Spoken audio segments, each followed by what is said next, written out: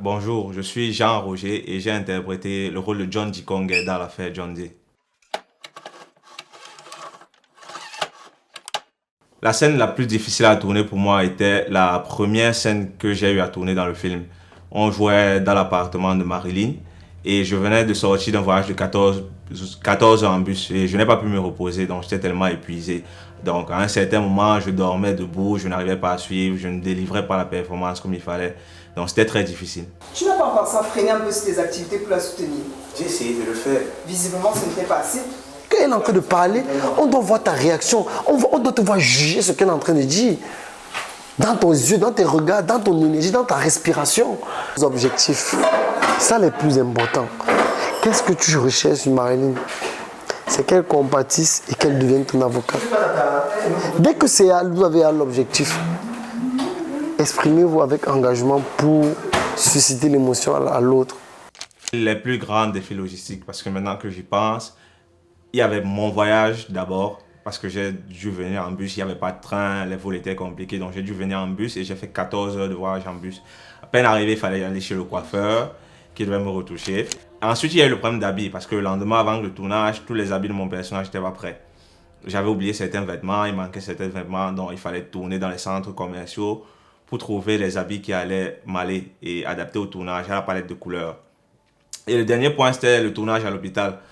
Nous sommes allés en clandestin, je vais dire. On n'avait pas d'autorisation pour tourner à l'intérieur de l'hôpital. Au départ, on voulait juste tourner à l'extérieur. Mais on a fini à l'intérieur comme des petits rats. Et c'était fun, mais risqué. On était en train de faire une scène et on était dans un couloir. Et on n'avait aucune autorisation. Du coup, on fait la scène en cachette. Et avec le directeur, on a vu un monsieur arriver en veste là, comme les gardiens de sécurité et tout. Et on a paniqué. On a dit, on s'est fait choper. Il faut courir, il faut fuir, on ne savait pas quoi faire.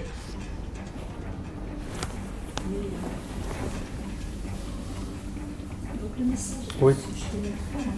Oui.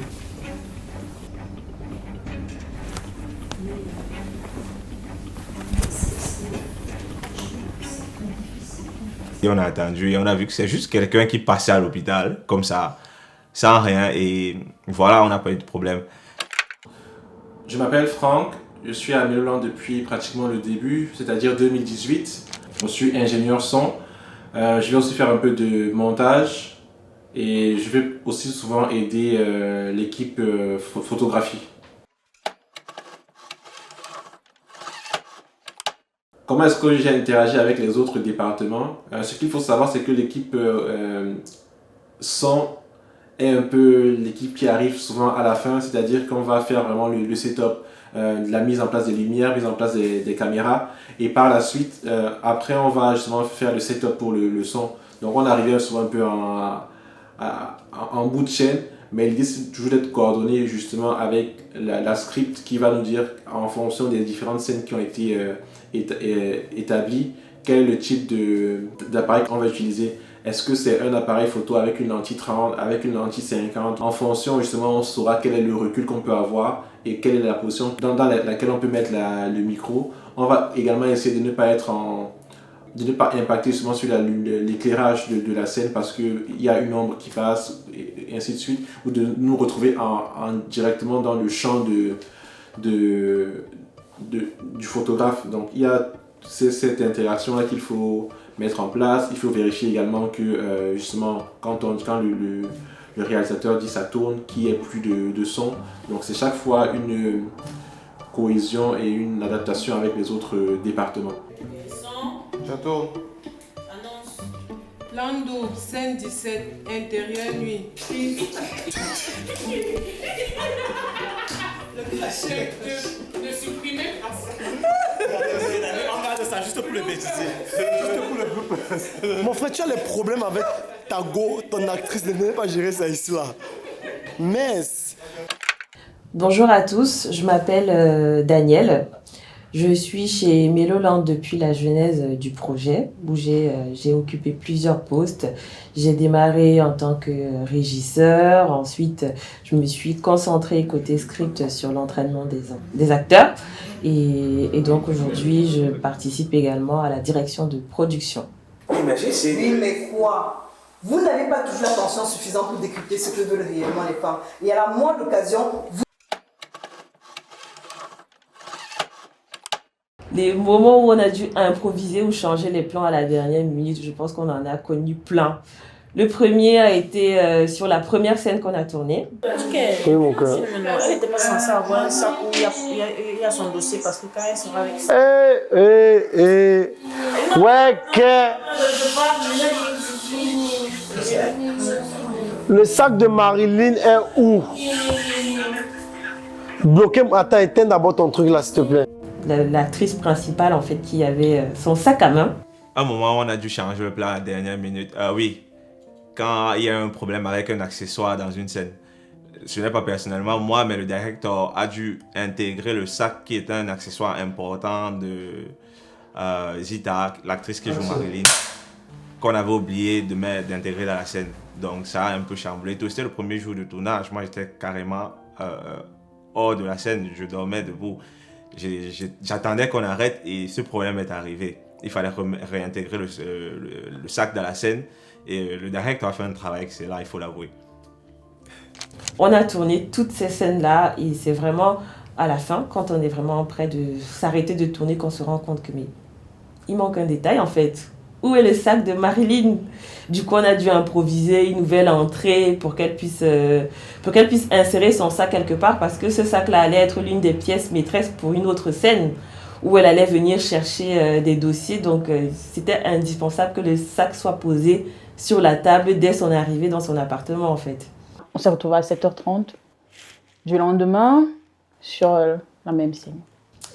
Des autres scènes qu'on a dû également improviser, je dirais toujours avec Marilyn, donc l'arrivée de Marilyn dans son bureau. Il n'était pas prévu qu'elle ait des stagiaires, mais finalement, on a décidé qu'elle ait des stagiaires, qu'il fasse aussi une présentation rapide du personnage de Marilyn. Et ça, pour le coup, on a pris un peu plus de temps à mettre ça en place. Dernièrement, je lui ai dit bonjour pour voir. D'abord, ne me répond pas. Moi, je la trouve très snob. Bonjour, moi c'est Kevin Gollet. Je suis dans Meloland depuis plus de 7 ans déjà. Mon rôle au sein de Meloland, c'est... Bon, je suis acteur chez Meloland, je suis aussi dans l'équipe technique. Et je suis ce qu'on appelle le jockey de l'équipe.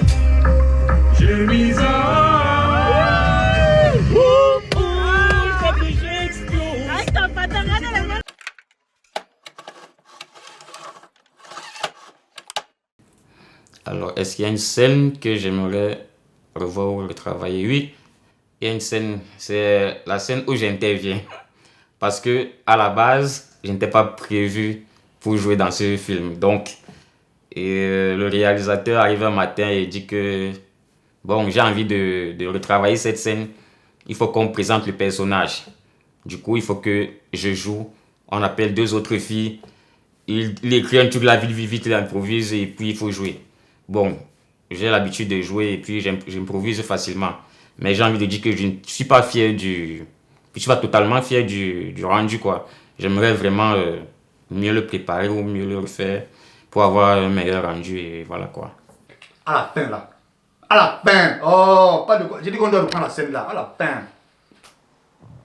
La scène du bisou. La scène que je souhaiterais retravailler, c'est la scène du bisou. C'est vrai que c'était touchant, mais il manquait le bisou. Il manquait le bisou, c'est ça. Tu vas venir, tu pleures, puis tu... Non, tu dois embrasser le gars. À la fin, moi c'est la fin. Là, la séquence de fin, si on peut la retourner, ce serait pas mal. Franchement, c'est le coup du spectacle. Bon, je ne sais pas si le réel est d'accord avec ça, mais cette scène à la fin, non. Wow, maman, essaie de la convaincre pour qu'elle reprenne ça. Bonjour à tous, je m'appelle Myriam Libel, j'ai 28 ans et je suis membre de Meloland depuis 2021 en tant qu'actrice.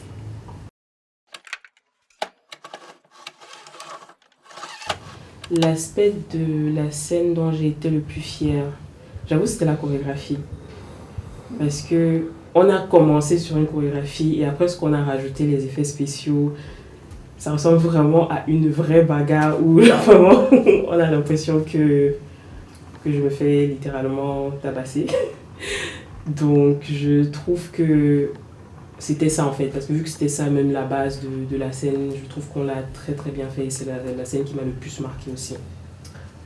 Comment j'ai géré le stress et la pression sur le plateau?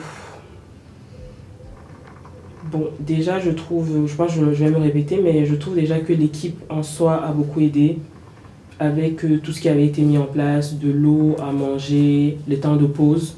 Ça, je trouve que ça joue beaucoup, énormément. J'avais le droit de dire quand je suis fatiguée, que j'avais besoin de pause. Ça aide énormément et à un moment, je me suis dit, bon, je fais ce que j'ai à faire, même si c'est difficile.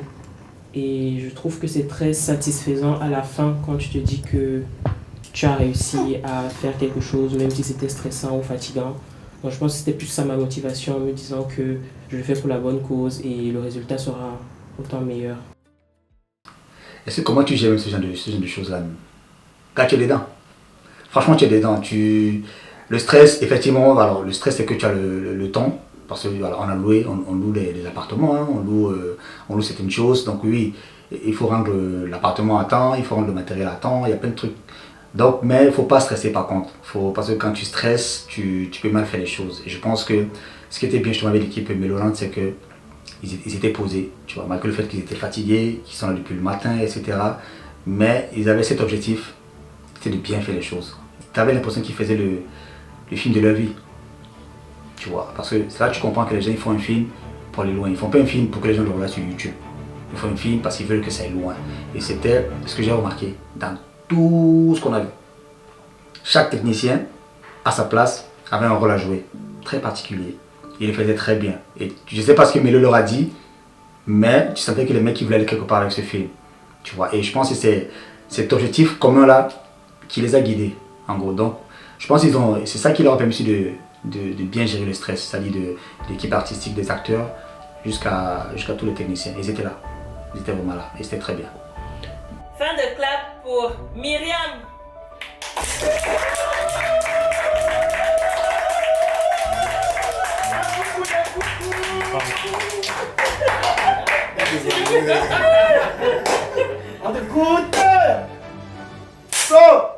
Merci la team. Merci. Je voulais participer un peu plus au projet, mais bon, j'ai eu des événements dans ma vie qui n'ont pas permis, donc je suis quand même contente d'avoir pu participer. Même si c'était une petite partie, pour moi c'est une grande partie.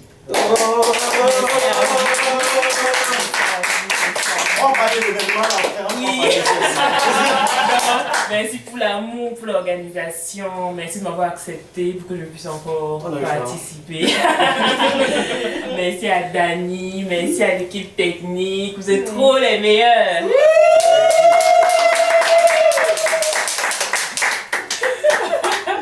Bon, merci Myriam. Fin de clap pour Myriam. À la base, c'était notre actrice principale. Mais bon. Il y a les événements. Il y a les événements de la vie. Mais on vous dit protéger. Ouais, la dernière fois. Mais comme d'habitude, c'est toujours un plaisir exceptionnel et jouissif d'avoir Myriam sur le plateau. Pertinente, présente, efficace, rigoureuse, tout. Peut-être on croit que manque, on va croire que c'est peut-être de l'époque, mais c'est la réalité. C'est vraiment toujours un plaisir efficace de t'avoir. C'est-à-dire que si on avait que des Myriam, gars, c'est qu'on était au paradis quand même. Merci vraiment beaucoup pour tout. Mettez ça ici. Bonjour à tous, je suis Blanche Camio, responsable de la régie chez Méloland Studio.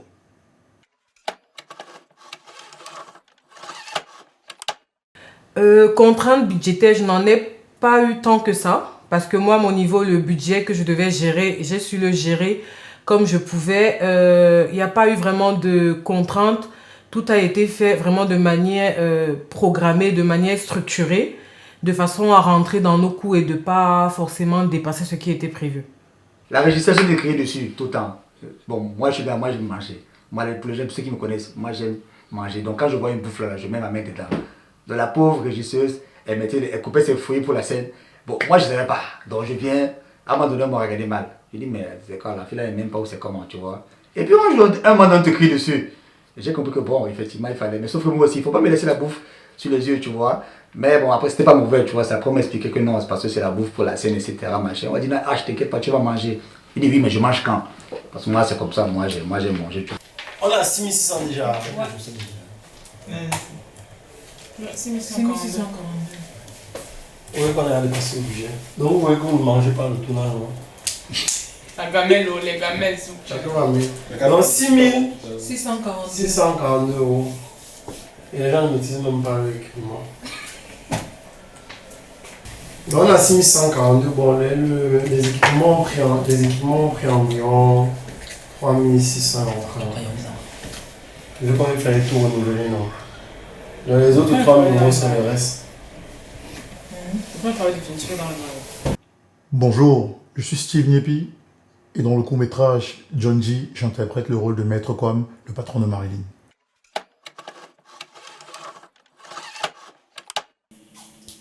C'est le genre d'affaires que tu aimes. Les médias vont suivre ça de près. C'est maintenant, c'est ta priorité. Je te veux dessus dès ce soir. Bon, je pense que le moment le plus mémorable, c'est même pas là, c'est vraiment le moment le plus mémorable parce que c'est le même moment mais qui s'est produit sur plusieurs nuits. C'est vraiment le fait que nous ayons été amenés à passer tous ensemble la nuit sur le plateau de tournage. Nous avons passé un vrai moment de convivialité, on a échangé le petit déjeuner, on a déjeuné ensemble, on a dîné ensemble, on a dormi ensemble. Il ne manquait plus qu'on se lave ensemble et ça aurait été parfait. Le cabinet doit remporter cette affaire. Je m'en fous de la relation que tu as avec ce monsieur. Si tu refuses de défendre Madame Dikongue, tu es viré. Ah, j'ai grondé Marilyn. Je suis un boss, je gronde. Moi, je vais taper même seulement. Bon, au niveau stress et pression, disons que j'ai des soucis d'articulation et plusieurs fois, j'ai dû me reprendre sur des scènes parce que voilà, les bons mots ne sortaient pas. Moi-même, quand j'ai parlé, là, j'ai senti que j'avais une dème. Et les gars ne m'ont pas caché que gars, tu as une dème. Mais quand j'ai aussi bien fait, ils m'ont aussi dit tu as bien fait. Donc vraiment, j'ai trouvé que les retours étaient très justes. Et big up à la script qui m'a beaucoup accompagné pendant la préparation de mes scènes. Donc ici, Steve Niepi alias Maître Kwame, partenaire de toujours, partenaire de présence, toujours disponible pour les challenges. Petite arnaque quand même de temps en temps. Cependant, bien évidemment, il a toujours participé à toutes les activités telles que l'a fait John G, en travaillant, en se préparant et en nous délivrant une performance poignante. Le script circulante. Je suis le script. Au point où on lui a donné le nom qu'il est le script. Disons simplement que mon passage chez Mélola député, ça fait déjà un petit moment. J'ai rejoint l'équipe et aujourd'hui je suis pleinement satisfait de tout ce que j'ai gagné comme expérience, que ce soit sur l'aspect acting ou même en participant aux activités de l'équipe technique. Mais avant de poursuivre ce discours, je tiens à remercier tout le monde ici pour votre implication, pour la bonne ambiance que vous mettez, l'énergie que vous mettez, qui me stimule à venir participer. Et un merci tout particulier à M. Danny Mouélé, à la base que j'ai connu alors que j'étais encore étudiant. Je le suivais sur YouTuber. Je kiffais. Je suis arrivé ici, je l'ai rencontré, dit gars. Quelle chance! Donc ce que tu fais là, tu accompagnes ce On t'est fan. Ciao, on est ta star. Hey, Ensemble, je t'en